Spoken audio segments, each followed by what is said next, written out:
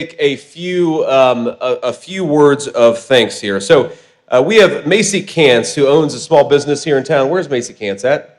Can you wave to us? Macy, thank you so much for being here, and thanks for all your support. Let's give it up for Macy. We have Dan Doyle, owner of Reliance Well Services. Where's Dan? Dan, thank you, man. We have Slippery Rock Mayor, Marine, and most importantly, fellow JD Longo.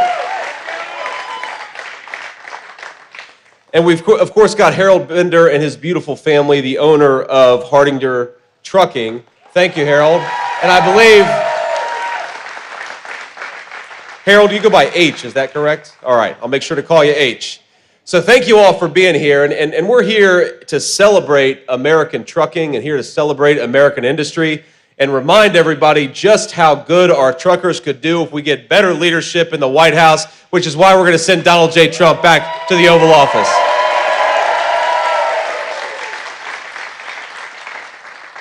Now we're here, of course, in the great state of Pennsylvania, where, I don't know if you knew this, I just learned, 1 in 15 jobs in the state of Pennsylvania relies on the trucking industry. That's amazing. And yet we have a Vice President, Kamala Harris, who wants to be president, who thinks that our truckers, we ought to put them out of business and that our truckers should all learn computer code. That's what Kamala Harris believes about the trucking industry. Because if we've learned anything about the last 3.5 years, I think it's that we have not enough truckers and way too many computer coders. Let's support the trucking industry in this country, Kamala, not put it out of business. And if anybody needs to get a new job and learn to code, it's Kamala Harris. Ain't that right? Let's throw out of office.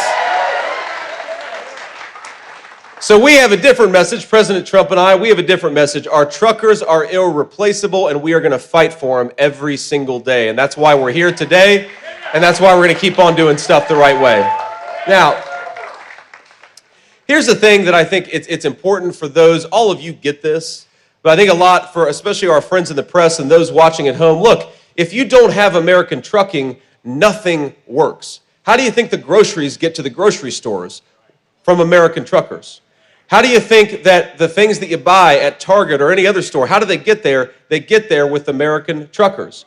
We do not have an economy unless American truckers are able to do what they do so well. And we have a president right now and a vice president, Kamala Harris, who wants to raise the price of diesel, raise the price of gasoline, and have every trucker in this country drive an electric vehicle, which doesn't make a whole lot of sense, ladies and gentlemen. Now, we have a lot in the state of Ohio. We have a lot of great trucking companies, just like you do here in the state of Pennsylvania.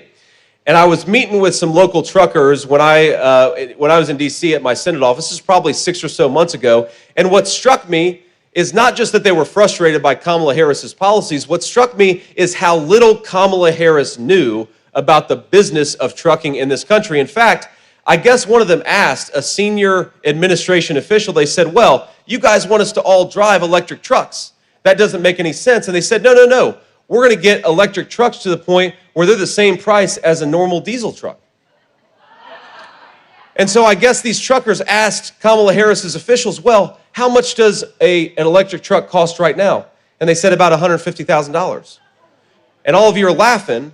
But the reason you're laughing, to the friends of the media, is the reason they're laughing is an electric truck right now costs $400,000. If you force all these great truckers to buy electric trucks instead of the trucks they're currently using, you're going to make this inflation crisis way worse than it currently is. You think groceries are bad? Wait until Kamala Harris makes every American trucker drive an electric truck. You think car prices are bad? Wait until Kamala Harris makes everybody buy a Chinese-made electric vehicle. And you think housing prices are bad? Wait until Kamala Harris makes it impossible for our truckers to get construction materials to the house building site. Kamala Harris's policies are a disaster, ladies and gentlemen, not just for truckers, but for everybody who relies on them, which is everybody.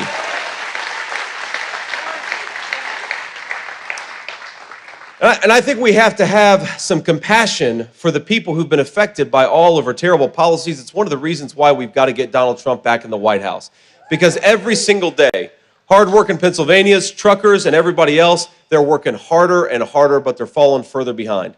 And let's just tick through some of the information here. In the state of Pennsylvania, you are $11,400 poorer than you were on average than when Donald Trump left office. What that means is you have to spend almost $12,000 to get the same stuff now that you could buy 3.5 years ago. Is that prosperity? Absolutely not. Under Kamala Harris's policies, in Pennsylvania, the average worker's wages have gone down by 6%. So people are working harder and harder. Things cost more at the grocery store. Things cost more everywhere. And our workers aren't getting the wage increases they need to keep up. Donald Trump has a different idea. Donald Trump thinks we ought to have more take-home pay. Donald Trump thinks that our truckers ought to be empowered to do their jobs. And Donald Trump thinks that Kamala Harris ought to get the hell out of the office and let somebody who knows what they're doing.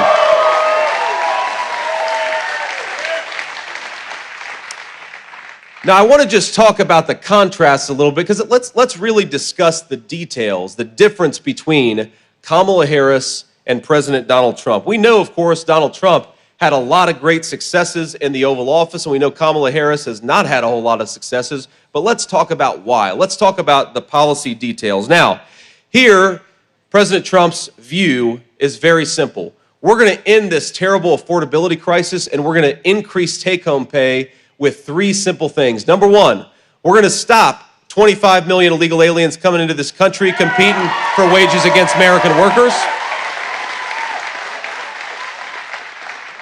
We're going to stop ridiculous job-killing regulations like the EV mandate. Let's buy American-made stuff, not Chinese-made stuff. And number 3, we are going to drill, baby, drill. We got plenty of energy right here in Pennsylvania. Let's get it out of the ground with Pennsylvania workers. Now, here's the other thing that Kamala Harris wants to do. Kamala Harris thinks that instead of deporting illegal immigrants, we should be giving them amnesties. Does that sound like a good idea? Kamala Harris thinks that instead of unleashing Pennsylvania energy workers, we ought to buy energy from Iran and every tin-pot dictator all over the world. Is that a good idea?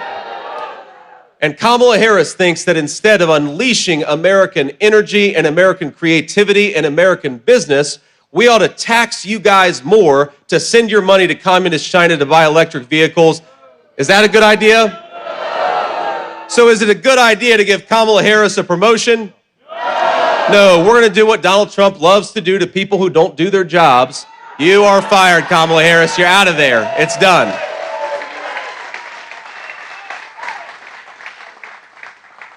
Now, the president actually just called me. I was sitting back there backstage, and the president called me, and he said, you know, the crazy thing is, JD, that Kamala Harris, she's pretending that she agrees with us on everything.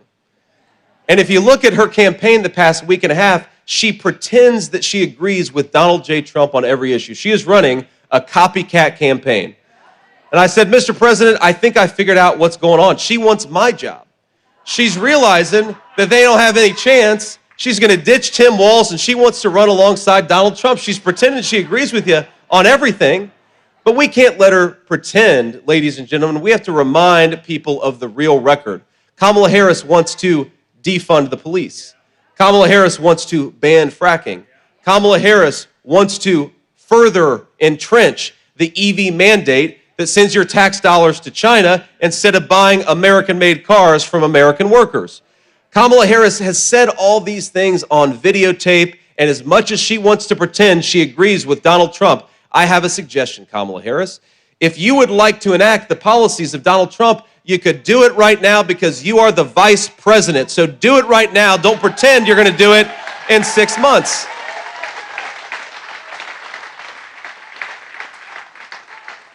Now, I've been in politics for all of 2 years, and I've met some pretty shameless politicians. But I've never met anybody who, as the sitting vice president, could stand before a crowd and say, on day 1, we're going to tackle the affordability crisis affecting American families. It's like, Kamala, day 1 was 1,300 days ago. You've been the vice president for 3.5 years. If you want to get to work, start now. Don't make promises. Start doing it now.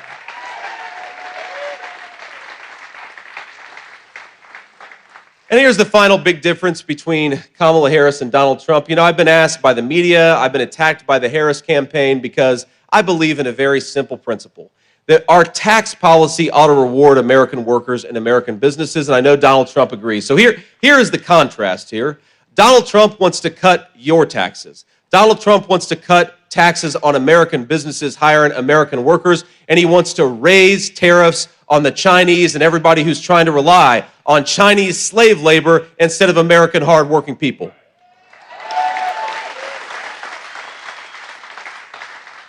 And Kamala Harris wants to raise your taxes and cut down on the tariffs that are making it harder for people to cheat and use Chinese labor instead of American workers. It's ridiculous. Why don't we make it easier to hire American and harder to rely on Chinese slave labor? That's the Donald Trump approach, and I know every single person here agrees with it.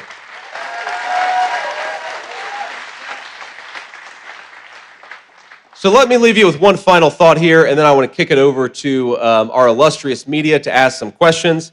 It's very simple, my friends. Look, we have the best country in the entire world. I've been flying...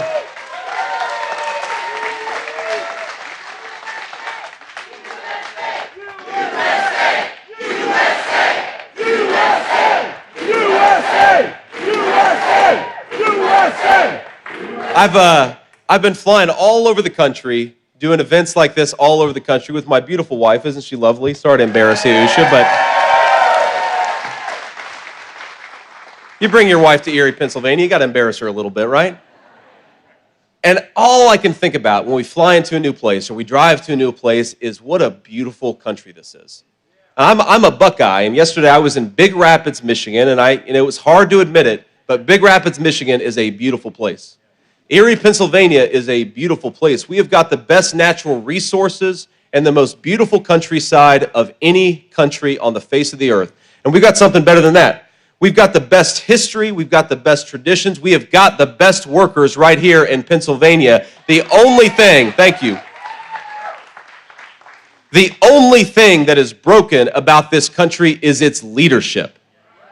There is nothing that we cannot do as a people, nothing that we cannot do as a people. So let's send a message right here in Erie, Pennsylvania, all over the state of Pennsylvania, and all over the country. We are sick of the broken leadership of Kamala Harris. We're going to get a president who is equal to the challenge of this country and deserves to be the leader of its people. That's Donald J. Trump. And together, we're going to put him back in the White House. God bless you all. Thank you. And thank you for having me in Pennsylvania. Now, I know we have some reporters here. If you would, let's start with the local reporters. We'll have them ask some questions, then we'll kick it over to some national folks. Sir. Ma'am,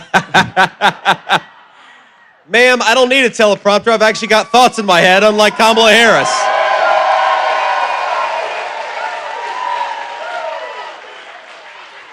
Good evening, Senator. Thanks for coming to Erie County, Pennsylvania. Philip Ward from Erie News Now. Senator, Phil's one of the good guys, right? Senator, how do you relate to Erie County voters, and what does a potential Trump-Vance administration mean for us locally? Yeah. Well, it's funny.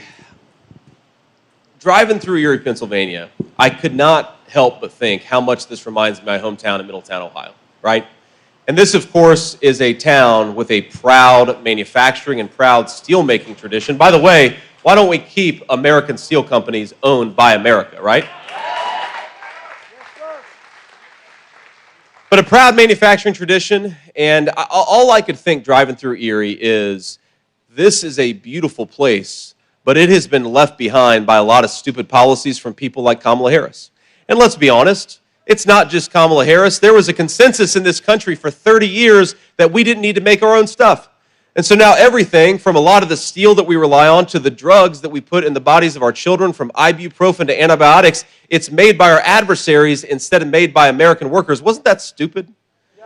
And the one person in politics in my lifetime who said, no more of this, we want to rely on Pennsylvania workers, was Donald J. Trump. And over 4 years of his leadership, we had a bigger boom for American manufacturing and American energy than we've seen. That benefits the people of Erie, Pennsylvania. We had rising take-home pay and rising wages under the leadership of Donald Trump, and we had a world that was at relative peace and calm.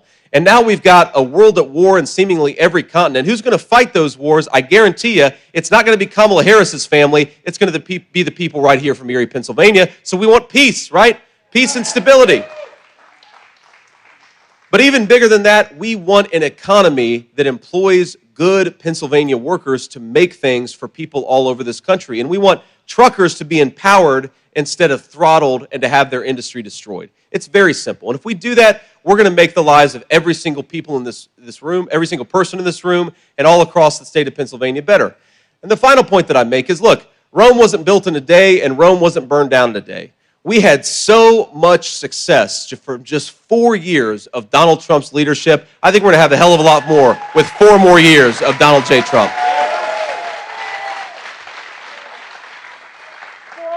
Sir. Hello, Senator. Thank you for coming to Erie today. I'm Tyler Gallagher. I'm with Jet 24 News here. Erie's kind of had a declining economy and population. How's the Trump administration going to directly help the hardworking people of Erie bring people back here and, create more jobs? It's pretty simple, actually. But unfortunately, we have a leadership that's completely broken. I mean, the first thing that you have to do, if you want to help the people of Erie, Pennsylvania, is you have got to unleash American energy. It'll make manufacturing cheaper. It'll make trucking cheaper. It'll help everybody.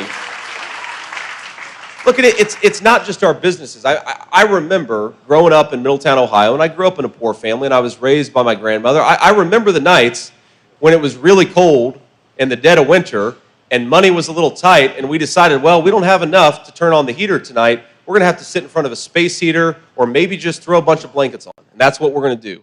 I happen to believe that if you work hard and play by the rules, this is the richest country in the world. You ought to be able to turn on the heater for your children.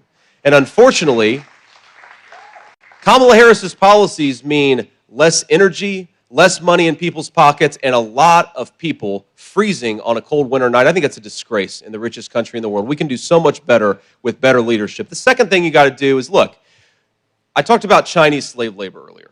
One of the reasons why this community has been left behind by our leaders is we decided we were going to let companies make things using Chinese slave labor. And I happen to think we shouldn't expect Americans to compete with a bunch of Chinese slave laborers. We ought to expect American companies to hire American and build in the United States of America. And if you do more of that, you're going to bring more jobs to Erie, Pennsylvania. You're going to build the economic foundation of this place. You're going to have higher tax revenues to go into the schools and the public services. You build more things in America, and it lifts up the entire community of Erie, Pennsylvania, and that's what Donald Trump and I are going to fight for.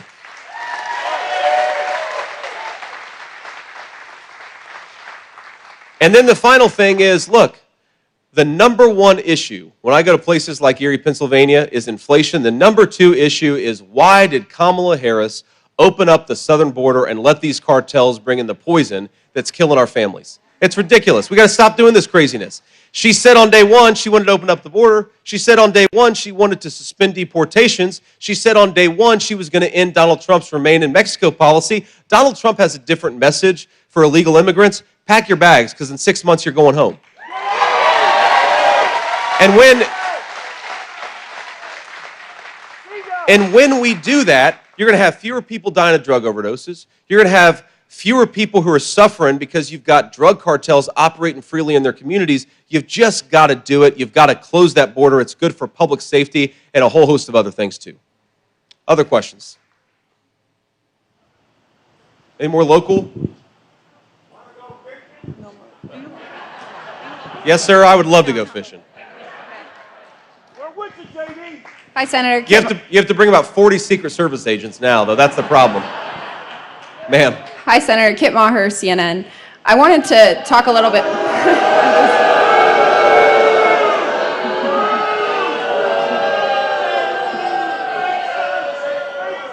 Thanks, Senator, for taking my question. I wanted to expand a little bit more on your phone call with Governor Brian Kemp. How did Trump go from calling him disloyal and average governor to praising him and thanking him for his support? And why is it so important to have his support and a unity there? Well, look, because we're a big tent party, the president just got RFK's endorsement. He just got Tulsi Gabbard's endorsement.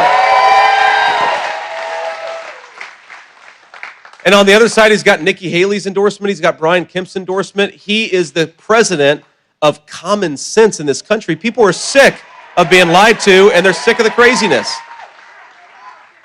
Now, look, the president has some personal disagreements with Brian Kemp, and Brian Kemp has some personal disagreements with the president, but they're both big enough to put the country over personal interests. And what they will both say is,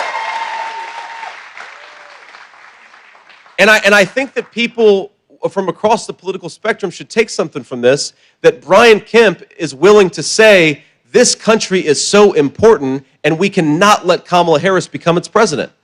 And it's important that Donald Trump, despite the fact that he has disagreements with a number of people who have endorsed him, he's willing to say, we are the big tent party, we stand for common sense and sanity, and we've got to kick that insane politician named Kamala Harris out of the White House.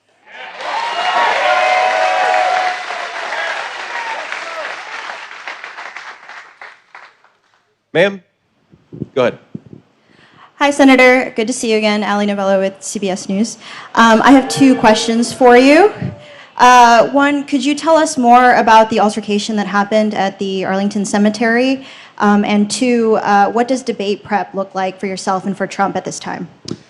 Well, I think, first of all, the altercation at Arlington Cemetery is the media creating a story where I really don't think that there is one. There is verifiable evidence. There is verifiable evidence that the campaign was allowed to have a photographer there. There's verifiable, they were invited to have a photographer there. There's verifiable evidence that the families of these poor people who had their loved ones die 3 years ago at Abbey Road, Abbey Gate, those 13 Americans, a lot of them were there with the president. They invited him to be there and to support them. That's not an insult to the memories of their loved ones. They wanted Donald Trump there, and thank God that we have a president who stands with our veterans instead of one who runs away from them.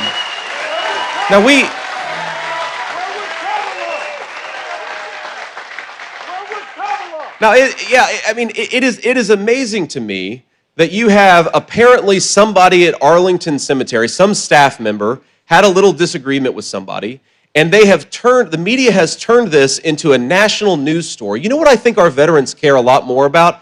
That Kamala Harris's VP nominee lied about his military service. I think that our veterans care a lot more about that.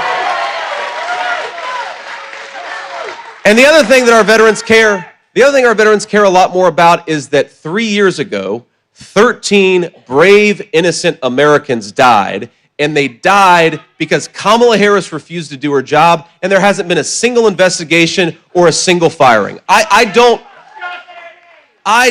Look, sometimes mistakes happen. That's just the nature of government, the nature of military service. But to have those 13 Americans lose their lives and not fire a single person is disgraceful. Kamala Harris is disgraceful. We're going to talk about a story out of those 13 brave, innocent Americans who lost their lives. It's that Kamala Harris is so asleep at the wheel that she won't even do an investigation into what happened, and she wants to yell at Donald Trump because he showed up. She can go to hell.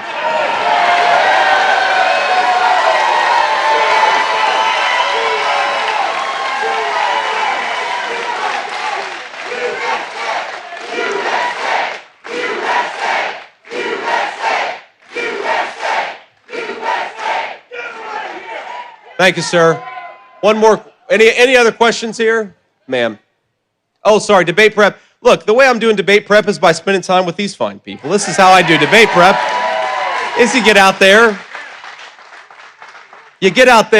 you talk to people, you talk about the issues that matter. We don't need to prepare for a debate with Tim Walz.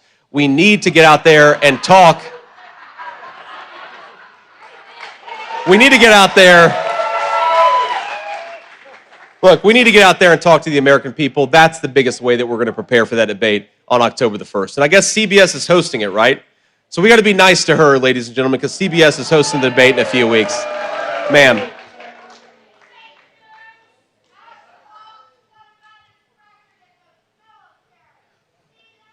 That's right. Is this on? Thank you, Senator. Surin Kim with ABC News. I have two questions for you as well. Sure. One is going back to Kit's question about Brian Kemp. Are you playing any role in facilitating any, are you playing any role in facilitating connections with Governor Brian Kemp or other Republican members back to bringing them back to the Trump world at all? My second question is, since becoming Trump's running mate, have you talked to former Vice President Mike Pence for any advice in campaigning? Have you connected with him, or have you talked to him about maybe him supporting President Trump? So the first question, look, a lot of people have talked to Brian Kemp, and I'm proud to be among them. I think he's been a good governor for the state of Georgia. I certainly gave him a phone call. I think 150 other people have given Brian Kemp a phone call and talked about the need to have a unified Republican team. I don't take any special credit for it. I think a lot of people deserve more credit than I do, including the President of the United States, because I think President Trump has been very, very aggressive at trying. We all right? Yes, sir. All right. There we go. It's so humid in here. I thought we lost one of our Secret Service agents. I was worried about him, but we're good. God bless you, man. Glad you're okay. But look, the media, here's what the media wants to tell a story that somehow I have been the peace broker between Brian Kemp and Donald Trump. It's just not true. I reached out to Brian Kemp. I encouraged him to support the president, and he didn't take much persuasion. He wanted to support the president because he thinks Kamala Harris is going to be a disaster. So I think there are a lot of friends. There are a lot of friends of Brian Kemp's and a lot of friends of the president's. I think a lot of people deserve credit for this unified Republican ticket. I'm not going to take that credit myself. Ma'am. Can you hear me? I can hear you. Senator Yep. Vance, Emma Go ahead. Bonnet with NBC News. Thank you so much for taking all of our questions. Two questions, one local one and one international one. First of all, what are some of the specific policies you would implement to improve the lives of truckers in Erie, Pennsylvania? And then also, last night, Israel launched the largest raid in the West Bank in at least 20 years. Should the Israelis ask for American boots on the ground from a Trump-Vance administration, would you oblige, and how would you respond to these current events? I don't want to put American troops on the ground for anybody's wars but ourselves, right? That's a very important principle. And I say that, and I say that as somebody who believes that the Israelis have every right to destroy Hamas. We support them in what they're doing, but they're not asking. They're not asking for American boots on the ground. They can take care of business themselves. They just need a vice president or a president who allows them to do the job instead of trying to take Hamas's side over Israel's, which is not what Donald Trump and I are going to do. The first question was about, sorry, I forgot your first question. The first question was about specific policies that would help truckers. Erie Yep, truckers. that's good. That's right. So look, the most specific policy that we have to help the truckers of Erie, Pennsylvania is to fire Kamala Harris and to replace her with Donald Trump, right? That's what we need to do. She is the source of so much that's broken in this country.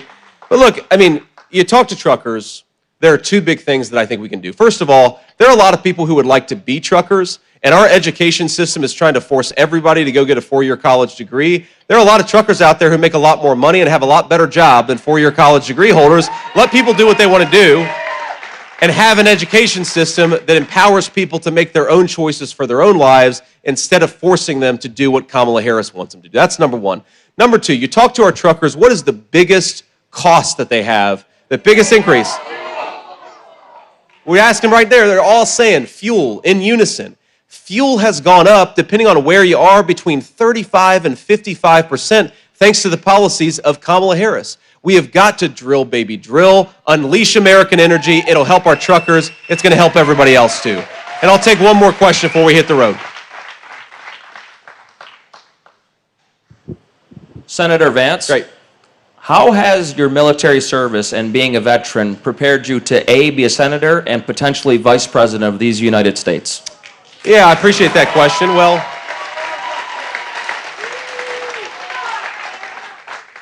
I am a United States Marine, and I'm proud of it, and I did what my country asked me to do. And look, I'd say the Marine Corps gave me two perspectives. Number one, what's great about the Marine Corps is whether you're a 19-year-old kid or a 23-year-old fresh out of college or a 45-year-old who's been in the Marine Corps for 25 years, the Marine Corps demands that you occupy positions of leadership. And it lets you make mistakes, and it teaches you how to improve from those mistakes. But the Marine Corps is the first taste I got of real leadership, and that's the most important quality in a vice president. You got to be able to lead people, okay? That's what the Marine Corps taught me. The second thing I'd say is it gives me a fresh perspective on the problems that a lot of our military families and a lot of our troops are facing. And one thing I learned in the Marine Corps is perhaps the most precious resource that we have in this country is the lives of our young people who put on the uniform and are willing to sacrifice it all for the United States of America. That is a precious, precious resource, a sacred. And it really is a sacred thing. I mean, you've got kids, some of the kids I served with in the Marine Corps, you had a guy, a Puerto Rican guy who grew up in poverty in the Bronx. I had a guy who grew up in a rich family in the suburbs of Maryland. We had my background. We had a kid who grew up from California. You meet people from all over this beautiful country, and they all are united by a common objective. And that's an amazing thing. That's really a sacred obligation that the president and the vice president has to take care of those people. And yes, sometimes you've got to send them to mess things up and fix the American people's business, but you only do it when you have to. And you treat that resource with care. And when, as Kamala Harris let happen, you let 13 people die because you screwed up and didn't do your job, you at least got to have an investigation and figure out what went wrong so you don't do it the next time. You got to respect the troops, and that's the number one thing I take from my time in the United States Marine Corps.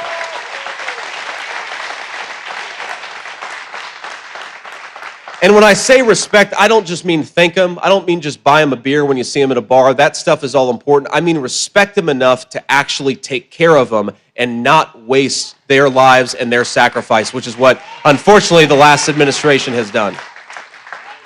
Now, let me just leave you with one final thought. We have to hit the road, and I'm sorry to have to leave because I've had a good time, and I hope you all have had some fun too. But you all in Pennsylvania are going to get sick of me over the next 2 months because I practically live here in the state of Pennsylvania because this is such an important state for us. Thank you, sir. I will. And we got to remember, the only way, think of all the powerful interests, the broken bureaucracy in this country, the people who've gotten rich shipping your jobs to China, they want Kamala Harris. The only way to beat them and the only way to fight back is at the ballot box this